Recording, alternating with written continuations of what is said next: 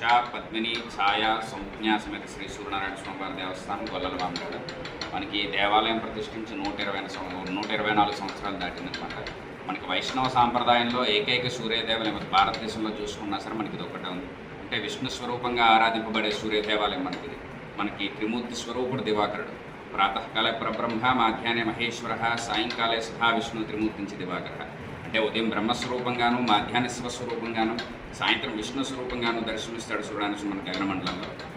దానికి సాక్షిభూతంగా ఉండే దేవాలయాలు మనకి బ్రహ్మస్వరూపంగా ఉండేది కోనార్ పోలీసా దగ్గర, అట్లాగే శివస్వరూపంగా ఉండేది అరసవల్లి శ్రీకాకుళం జిల్లా, విష్ణు స్వరూపంగా ఉండేది ఇక్కడ గొల్లల మామిడాడు సూర్య దేవాలయం. అంటే మనకి అక్కడికి ఇక్కడికి డిఫరెన్స్ ఏంటయ్యా అంటే అభిషేక ప్రియుడు శివుడికి ఎలాగైతే ప్రతినిత్యం అభిషేకాలు జరుగుతాయో అదేవిధంగా అరసవల్లి మూలమూర్తికి ప్రతిరోజు ఉదయం అభిషేకాలు జరుగుతాయి.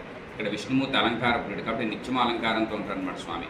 ఒక పర్వదినాలకు మాత్రం మూలమూర్తికి అభిషేకాలు జరుగుతాయి. రథసప్తమి, ముక్కోటి ఏకాదశి లేదా గ్రహణ సందర్భాల్లో మాత్రం మూలమూర్తికి అభిషేకాలు జరుగుతాయి. అట్లాగే ఇక్కడ మనకు ఉత్తరాయణ దక్షిణాయన కాలాల స్థితులు మారేటప్పుడు సూర్యకిరణాలు స్వామివారి పాదాల మీద పడతాయి. నేరుగా మనకి ధ్వజస్తంభం బయట నుంచి వచ్చి స్వామివారి పాదాల వరకు వస్తాయి అనమాట. అంటే మనకి మార్చి, సెప్టెంబర్ ఆ 2 నెలల్లో అయితే మొదటి వారంలో కానీ లేదా ఆఖరి వారంలో కానీ కిరణాలు పడడం జరుగుతుంది.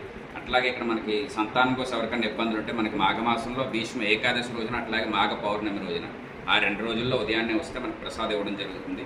అది ఎవరైతే స్వీకరిస్తారో తప్పకుండా వారికి మరుసటి సంవత్సరం సంతాన యోగం కలుగుతుంది.